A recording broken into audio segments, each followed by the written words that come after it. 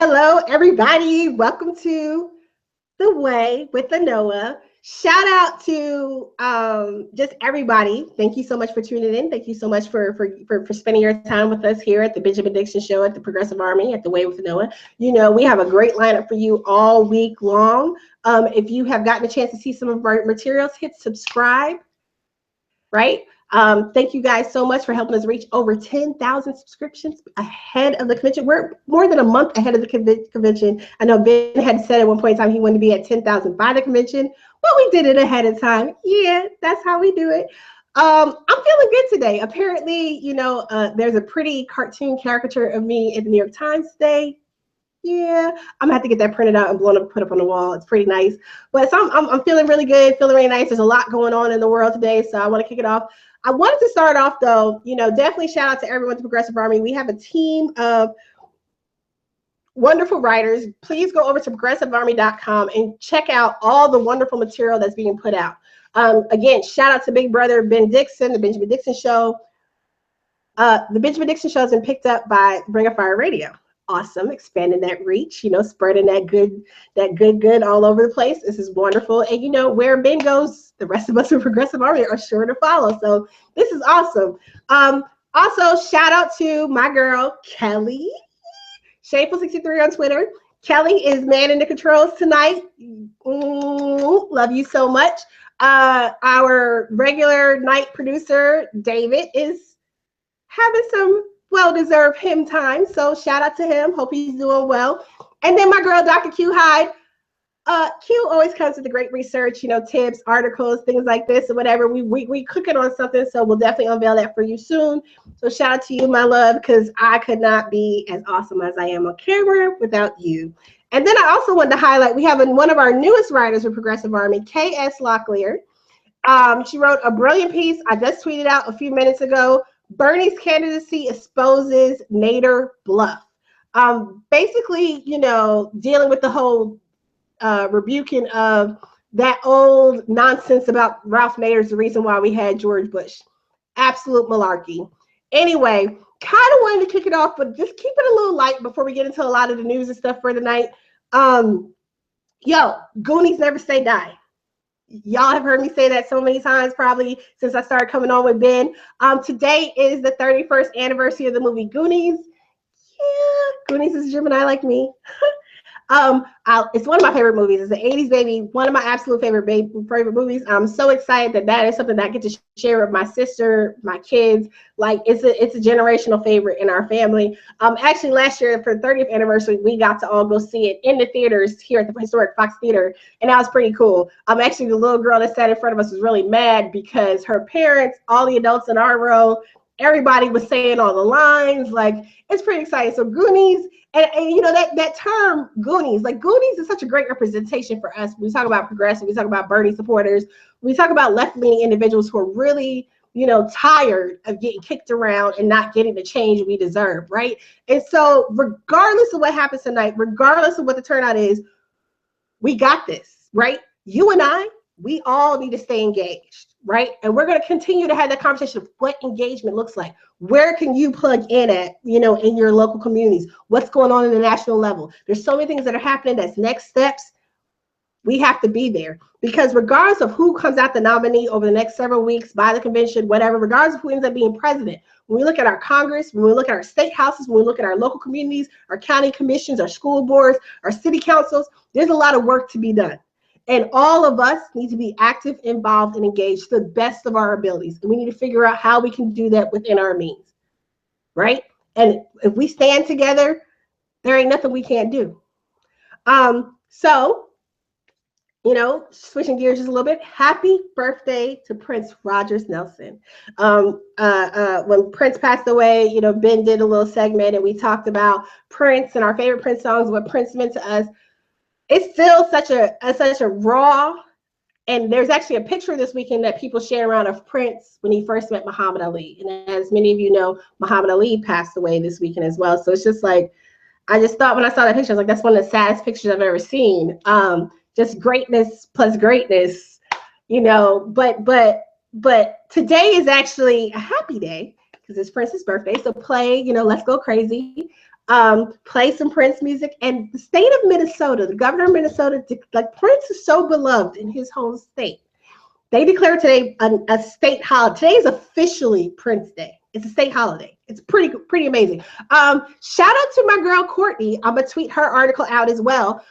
One of my colleagues, mentee, best friend, awesome sister lawyer friend. She wrote a piece. She actually got picked up she has blogging rights now for Huffington Post. Pretty fancy.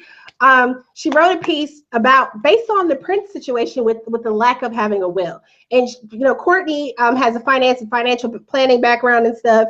And like I said, she's an attorney, tax, finance, things of that nature. So she has some really great advice. And it's a really good piece. So kudos to her. Kudos. My boss at work does kudos. So I felt like I needed to do kudos to some of my girls tonight because I love you guys, and I'm just so. It's so wonderful to be in your presence. Also, shout out to my girl, Tunde Kerr, never older Tunde Kerr. She has a wonderful blog called It's the Boom Show on the Chicago Reader. Check her out. It's the Boom Show on Twitter. She wrote a piece actually the other day. She writes several pieces. She speaks from the perspective of a single mom in Chicago. Definitely an awesome person to check out as well. So happy B-Day, Goonies. Happy birthday, B-Day, Prince. Shout out to all my wonderful progressive mamas and women and sister friends and awesome people. Guys, I'll get y'all next week. But I had to rep for my sisters tonight. Something else to check out, Afropunk in Paris. So if you're not familiar, Afropunk is a festival that grew out of Brooklyn. And it's just a great representation of art and music and energy and representation, and like people define themselves as they choose to and not by some predetermined notion of what blackness music should be. So Afropunk has expanded. They've been in New York. I think this will be the 11th year in New York, I think, if I remember correctly. And they were supposed to be in Atlanta last year for their first year, but unfortunately due to really bad weather, they had to cancel. Hopefully they'll return this year. But they've also expanded to Paris as well, which is very impressive for an upstart music festival. Well, they're not an upstart because, like I said, they've been around in New York for 10 years, but now they're expanding. And it's a whole movement. Check out Afropunk on Facebook. They're awesome. Also, super exciting for me, because everything's very exciting for me, Dungeon Family Reunion is happening here at the One Festival in September. If you don't know about the Dungeon Family, you need to find your life. Seriously, Goody Mob, Outkast, Killer Mike, Smokey Brown. Yes, I'm here for this. I'm so excited. My sisters, shout out to Stacey Hopkins with Brand New Congress. You've seen Stacey on here before. Awesome, my mentor here in Atlanta. We're going to be at the One Festival deep. I know that you guys are like, I thought we were going to talk about politics and news. And hey, I got to get my little pop culture stuff in too. So definitely check out the Dungeon Family Reunion. If you're here anywhere in the South, in the region or whatever, I'll definitely, maybe I'll get to do a little Periscope from it. I don't know, but that's in September, so that's down the line.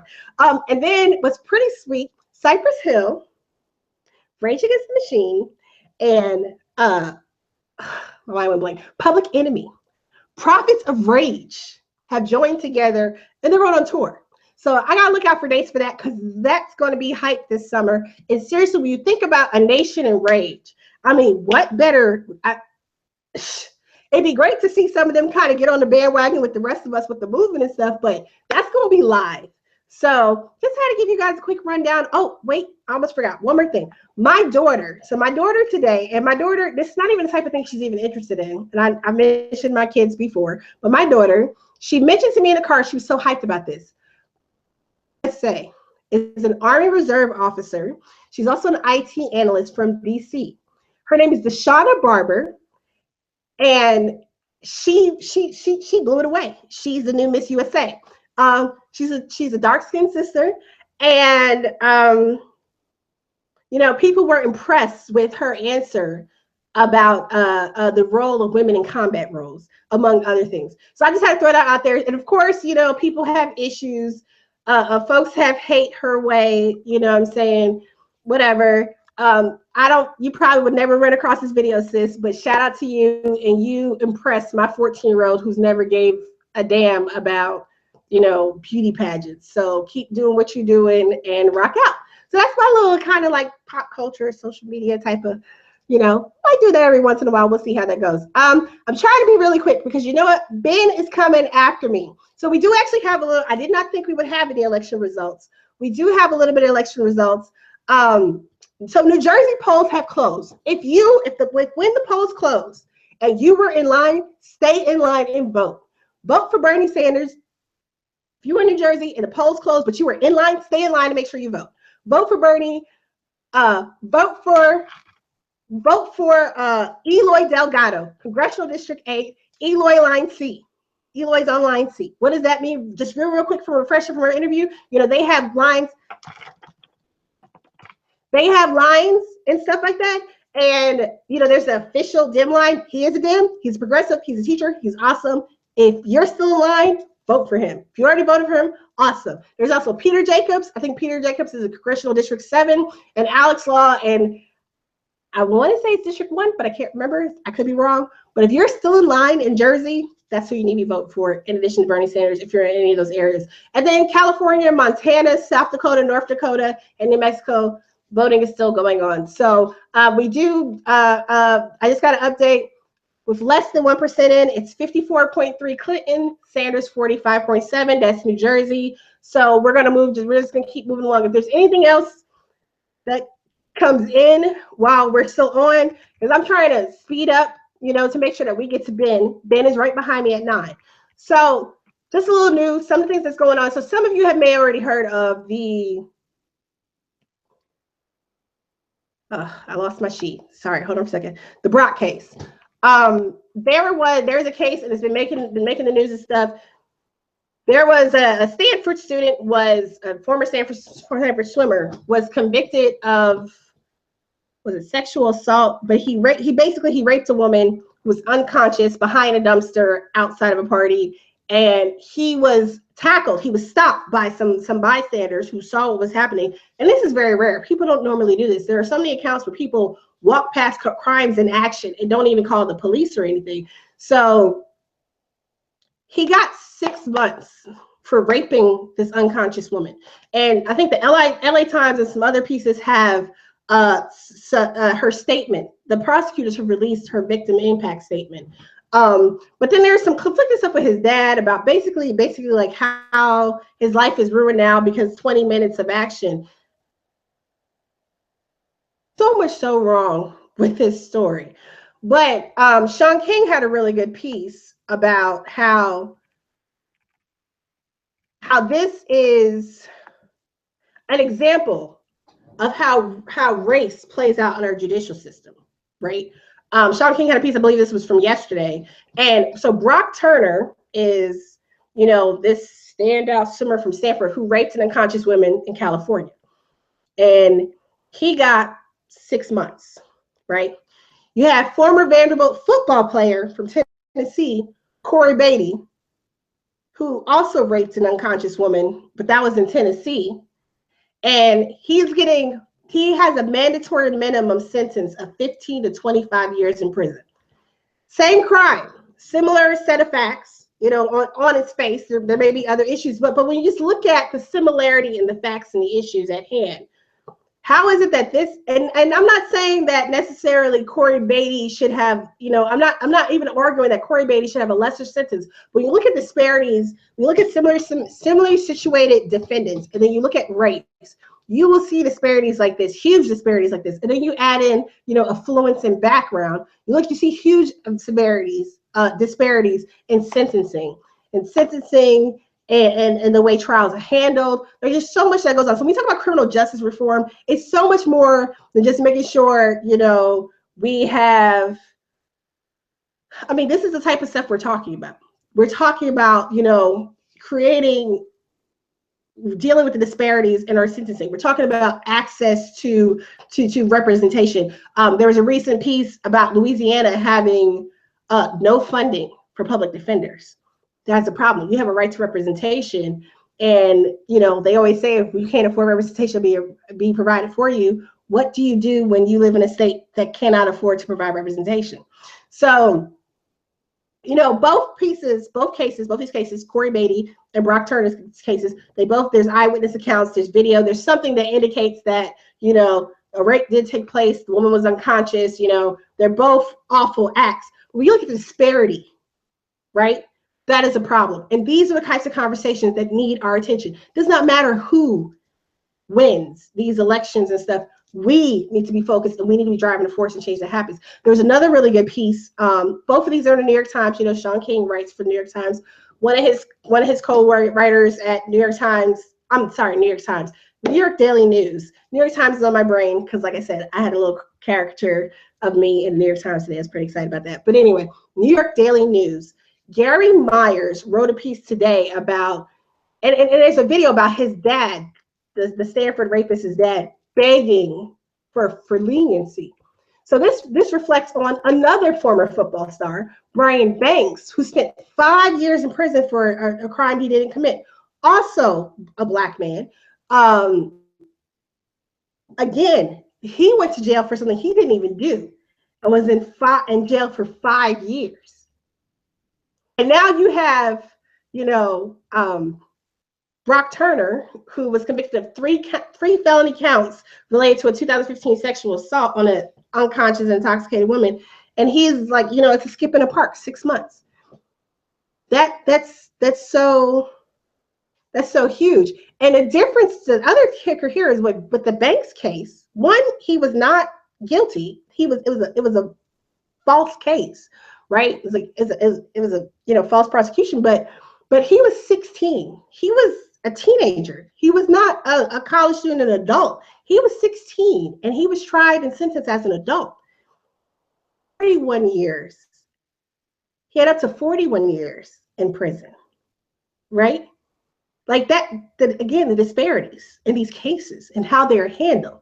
Now, you might say, well, okay, those are different places, blah, blah, blah. But Banks was also, I believe that was also a California case. The other one I mentioned was a Tennessee case. But when you look at, now we juxtapose that now with the case of, we juxtapose that now with the case of Jasmine Richards, also in California. Was charged with felony lynching. Okay, what the hell is felony lynching? I know, right? Jasmine Richards, how are you going to charge a Black person in America with anything involving lynching? It's like the wildest thing, considering the history of this country, whether law enforcement or otherwise, with the act of lynching, particularly when it concerns Black people. Charging someone with a very little known law that's been rarely ever used, malicious almost in terms of the prosecution. They're trying to send a point to activists. She has been held out as Black Lives Matter activist, and this related to you know, something that occurred during a protest. Felony lynching is the taking by means of a riot or of another person from the lawful custody of a police officer. So basically, she's been accused of trying to remove someone from a police officer's custody, right? We've seen so many cases of police officers wrongful, you know, detaining of people or whatever, and this is an instance where someone tried to do something about it, and now she was facing 4 years in prison. So she tried to take someone from a police officer who probably should not have been detained by that police officer anyway. As we've seen in a lot of these cases, when police officers detain people at protests, they'll do stuff like, you know, arrest people for resisting arrest, but there's no actual underlying reason for arresting them, right? It's total BS, because it's, unfortunately, in some cases, you know, police officers just do stuff because they think they can. So here she is facing 4 years originally. Oh, she was sentenced today, I think. This jerk that has raped a woman and has like no remorse, and he is getting 6 months. How does that make sense? Again, we look at our and these are both California cases.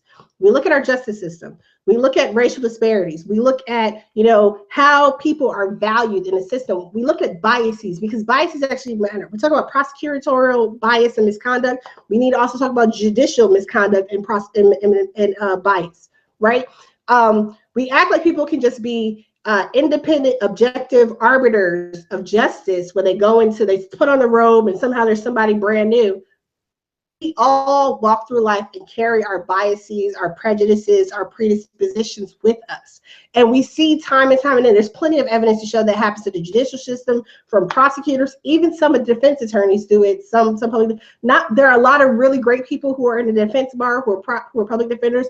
There are some really good people who are prosecutors too, but and there's some really good judges out there. I have a really awesome family court judge in my family. However, we do have people out there who, unfortunately, the way they do actions from the bench, it disproportionately and desperately impacts people's lives. And there's something needs to change. We have to, again, we talk about being involved, understanding what's going on. We have to push harder, because this, and there are other cases where people who have been involved with Black Lives Matter related protests have been arrested and charged excessively, like excessively, things that are unheard of. Because it's an attempt to silence people, it's an attempt to push them back, it's an attempt to deny access to the means that we have that are supposed to be guaranteed to us by the Constitution, the right to protest, the right to assemble, and basically our freedom of speech. It's a problem. So ultimately, how Jasmine's, there was a color change petition. I think last I saw, 78 to 80,000 people had signed this petition. That petition was delivered to the judge prior to sentencing. 1,000 people, I believe, might have been a little bit more or somewhere around there, signed this petition saying that she should not be sentenced. You know, whatever time she had to spend in lockup, you know, good behavior, just drop it, because this is ridiculous. Felony lynching, the taking away, you know, it's just egregious. And then when we talk about, like, go back to the Blue Lives Matter law last week, there are things being done in the judicial system instead of actually addressing the real issues we have, like desperate impact and sentencing, like police killings. My godmother, who's a criminal law professor, human rights, international human rights attorney, social justice person, civil rights law, she brought up the issue with me. She said, you know, it's so funny because in a given year, you might have more cops killed by other cops than you have cops actually killed by people, just regular civilians. And I was like, wow. She goes, you know, every time we want to talk about, you know, a cop killing an unarmed person, everybody's like, oh, but black on black crime, da, da, da, da.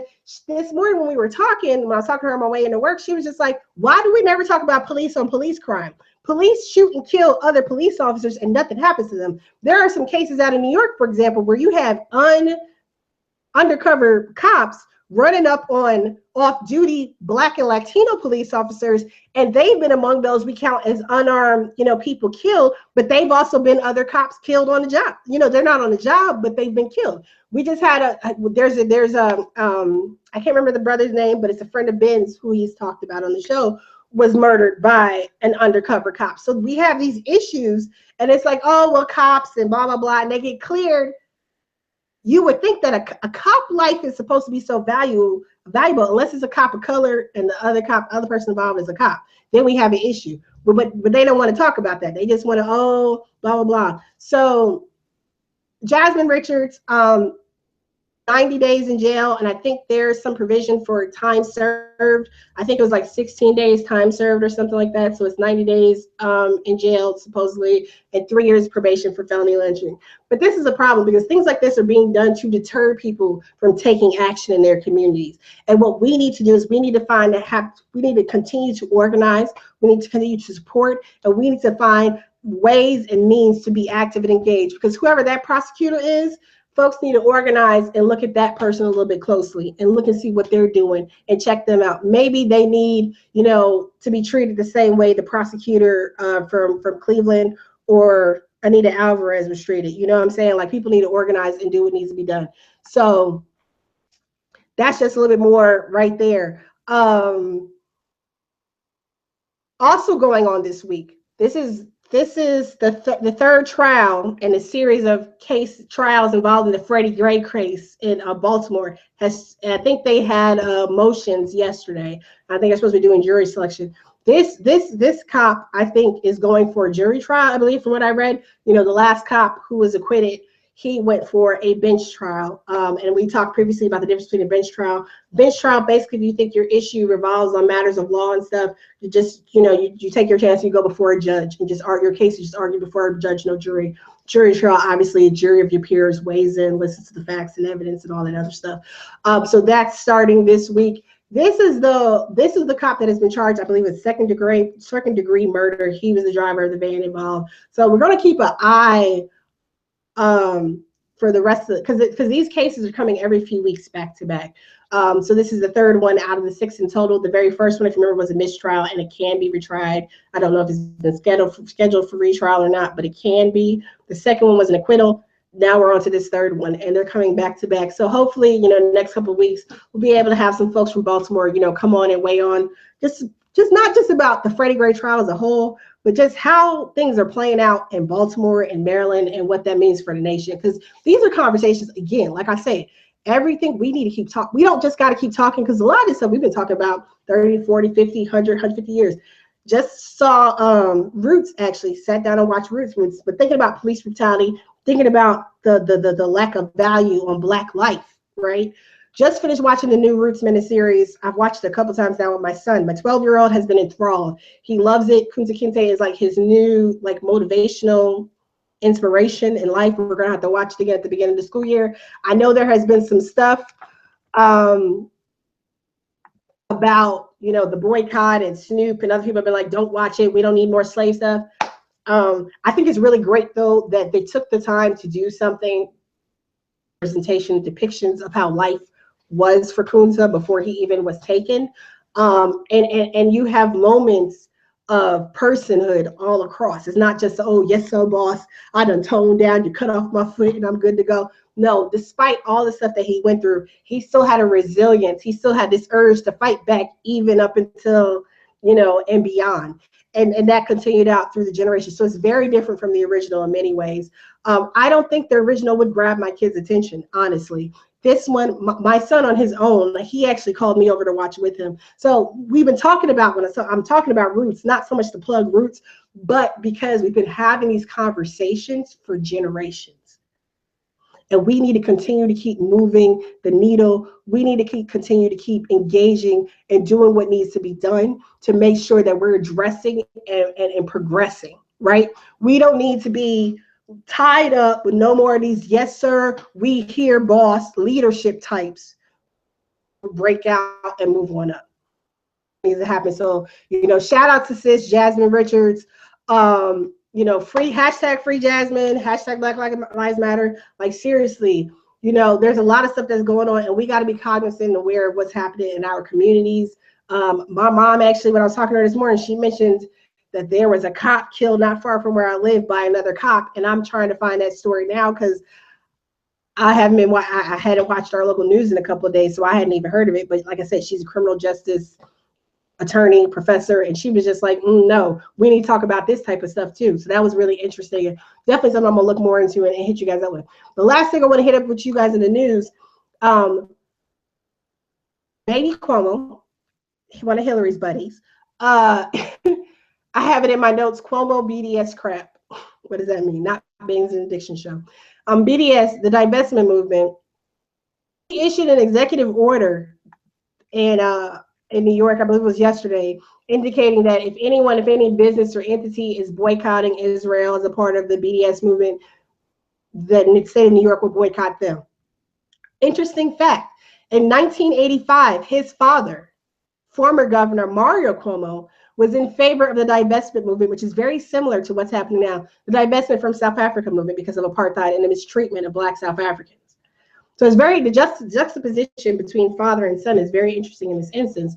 We have the father who did was not necessarily popular. I mean, he took a stand on divestment, on not doing business with entities that would do business with apartheid South Africa. And we can weigh the effectiveness, but divestment was a really large movement that happened in the late 70s, mid 80s or so, and so on, that ultimately helped, among other things. I'm not going to say that it was what led to it, but it is one of the strategies and tools that people in other countries were able to place on the South African government that ultimately led to things like the release of Nelson Mandela, free elections, the end of apartheid, and so on.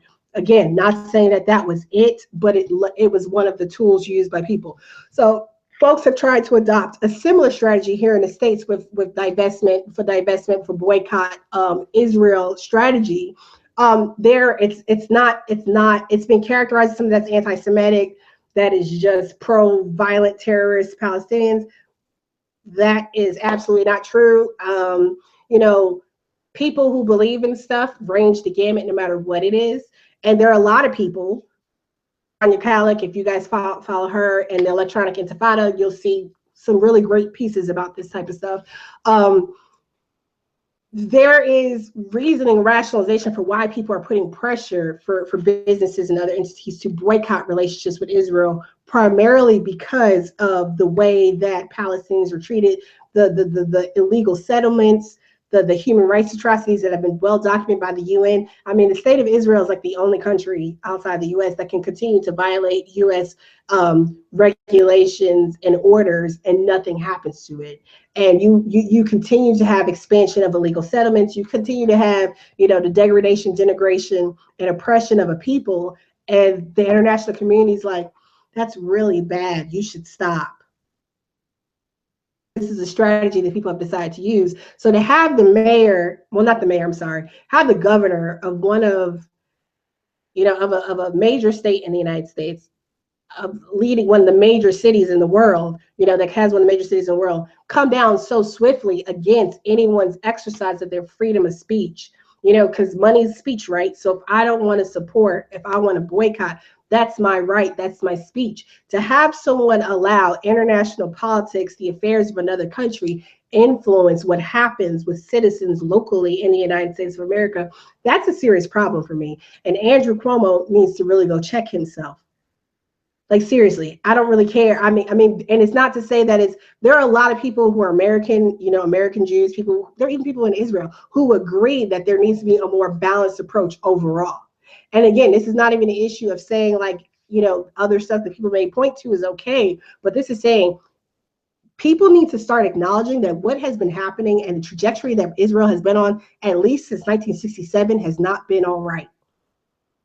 We go back and look at all the different treaties broken, all the different negotiated UN settlement resolutions. I mean, countless UN resolutions have been absolutely disregarded.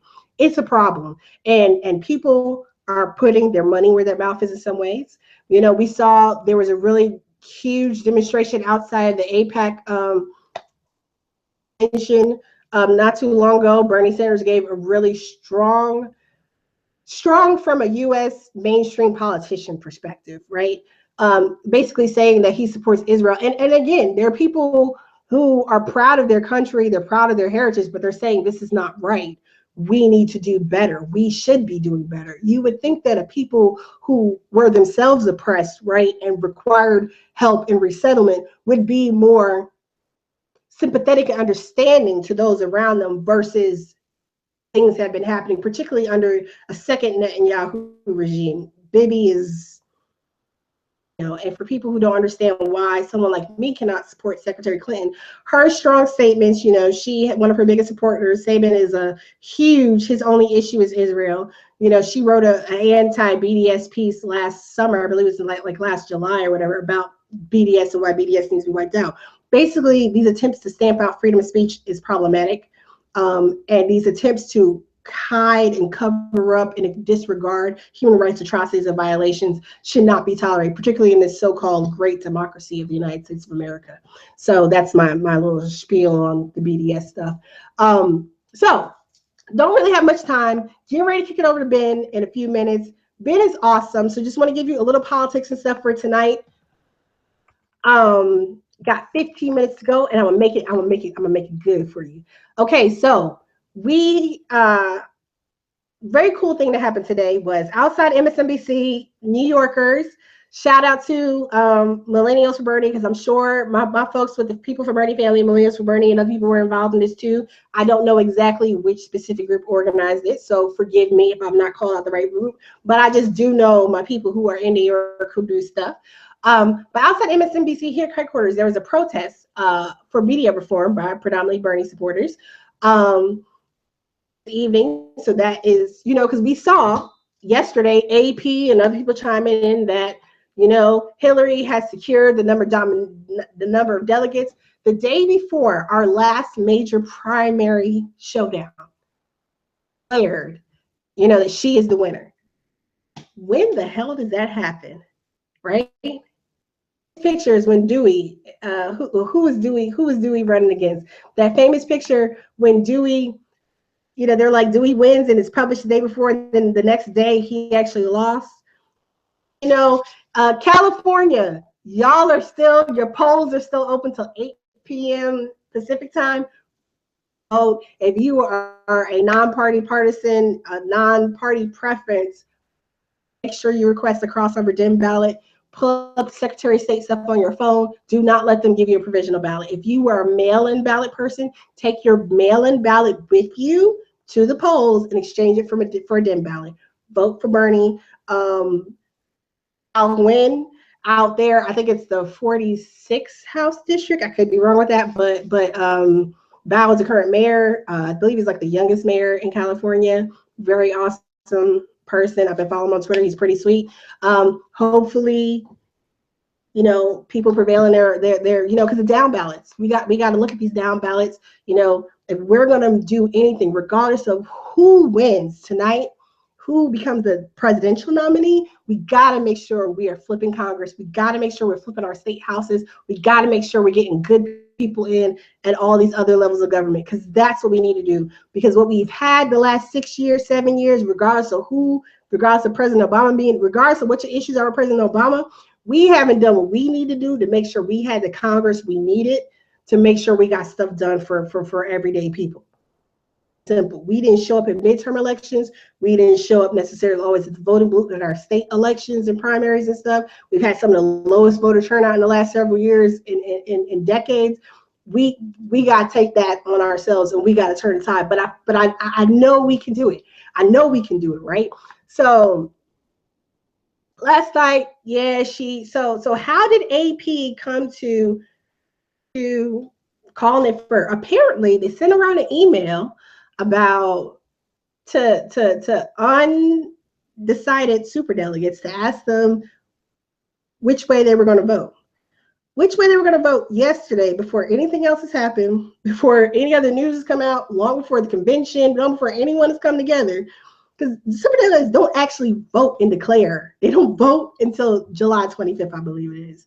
They don't do anything before that. So anything you see right now is a falsehood. It is a story that people are spinning you to try and get you to do things the way they want you to do them. That's not okay. So anyway, so she has not crossed the threshold, and everyone's like, oh, so these secret anonymous superdelegates were then used supposedly to calculate this number to prove that Hillary had actually already won. I hear Lawrence O'Donnell actually had a really good piece last night calling out the media and their complicit nature and all this hoodwink nonsense. If I can find a clip, I'll definitely tweet out to everybody. But just a brief one. We've talked several times. Ben has talked about it. I've talked about it. Ron Yukalik has been on to talk about it. Several people have talked about it. Like I said, Q and I and other people are having an internal conversation. We're definitely going to put something together for you real soon about how identity politics has been misused, abused, and manipulated in this cycle. Yesterday, there was a whole big, supposed backlash happening because Bernie Sanders is supposedly sexist for staying in the race. The hell are you people talking about? Like, seriously, this is not sexism. There are like real examples. I don't want your brand of feminism. Like, seriously, I absolutely wholeheartedly reject it. It is not anything that does anything for me, mine, and the women that come before me and after me. Like, it really does not. There's a picture going around. I haven't actually fact checked it, but it's really interesting. It's true that in giving a speech about income inequality and raising wages, Hillary Clinton wore a $12,000 blazer jacket. That just shows how out of touch these people are, and the people who hang on their every word. Like, seriously, supposedly Bernie Sanders is sexist because he's staying in the race, versus the fact that he's staying in the race, he's driving a conversation, he's helping to shape a platform, which back in February 2015, like everyone has shown me the final report that they came out with, which now is completely different than the original preliminary report. The preliminary report from the DNC about what they need to do to save the party. The Democratic Party is headed for a very, very bad place. And if we don't do something soon, now there are those of us out there who do not care and do not want to save it. Some people are going green. More power to you. Whatever you decide to do, make sure you know what processes take place. Make sure you know what the ins and outs are of where you are going. Show up at committee meetings, vote, do outreach, engage, build the coalitions within whatever group, and whether you're building a new party, whatever you're doing, make sure you got your squad together. You know, the grass may look greener on the other side, but everybody has their issues. And at the end of the day, we have to be active and engaged no matter who has the party, no matter who has the platform, no matter what's going on. And that's just the bottom line. So, like I said, I'm feeling great. I have spent like almost a year now supporting Bernie Sanders, being active, engaged in my spare time. That had my kids out there doing stuff. My mom, my dad, even my partner came on board, and he was like, whatever, Bernie Sanders. So like the whole family. My uncle was a Hillary supporter. So I've met all these wonderful people, progressive artists, regardless of what happens. It don't even matter because we have won, and we won big. Why? Because we got a coalition of the willing, of progressives who are willing to march forward, who know that the work is far from over and that we have a long haul. We fired up, we ready to go, and we're gonna make this happen. So real quick before I gotta hop off because I'm getting real quick. Oh, we got late results. We got more results. I got 5 minutes to go. New Jersey 6% in. Clinton is at 58.9%. Bernie's at 41%. You know, Jersey was kind of a gamble because they put a lot of resources into California. So hopefully that pays off. Anyway, I'm wrapping up real quick. Black Men for Bernie. Go check out Black Men for Bernie. They are on the road to DNC, so they're finishing up with their California stuff, and they're coming back through the Southwest to the South and heading to the convention. They have several different stops that will come through Alabama, Florida. They'll be back in Georgia. A lot of places they didn't get to since they started later. They're coming back through, helping to spread the word. If you're interested in collaborating them and hosting one of the cookouts or whatever, definitely check out their website or their Facebook page, Twitter account, and get in touch with them and make sure that happens. The People's Summit, June 17th to the 19th, that is coming up. I will definitely be in the house along with Stacey Hopkins, a brand new Congress.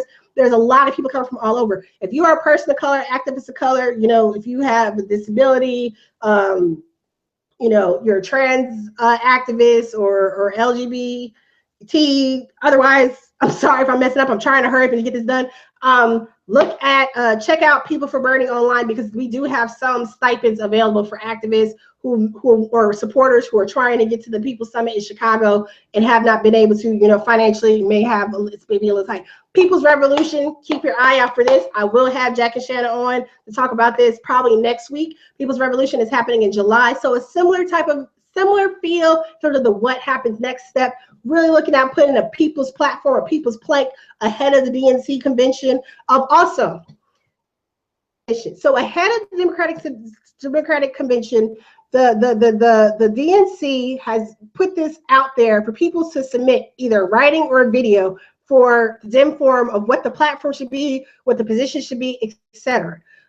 We need to make sure that we flood this site. I think you have until June 18th. I'll double check and I'll get it tweeted out. Make sure we flood them with our submissions, writings, videos, whatever. But then also post that stuff on social media. Use the hashtag DemForum, Still Sanders, Feel the Burn, whatever you want to use. Let's get that coordinated. But let's make our voices be heard. Because again, regardless of who you support at the end of the day, we need to make sure we have good policies that are really benefiting everyone and not just a select few. And in closing, because I had to do this real quick, because like I said, Ben is coming right behind me. Make sure you guys turn in the Benjamin Dixon Show. This has been The Way with Anoa. Thank you so much for being here with me. There'll be another episode from the Louisa Project. And then on Thursday night, you have Niz and Richard with Project Sanity. Oh, yeah, so awesome. So shout out to everybody in Live Pro. Shout out to the rest of the Progressive Army. And in closing, I'll leave you with this awesome quote from Muhammad Ali. Impossible is just a big word thrown around by small men who find it easier to live in the world they've been given than to explore the power they have to change it. Impossible is not a fact. It is an opinion. Impossible is not a declaration. It is a dare. Impossible is potential. Impossible is temporary. Impossible is nothing.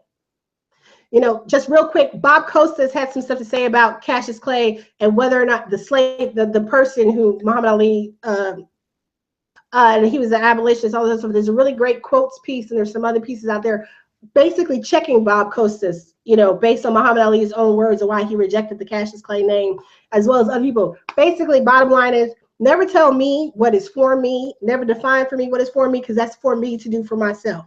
You don't understand it, that is in your limited perception. Okay, so we can all work together in this space, but make sure you are respecting mine. And so impossible is temporary, impossible is nothing. Impossible is potential. We have the potential, we have the power, and we have the people. This is The Way with Anoa, and I'm out. Tune in to Ben next.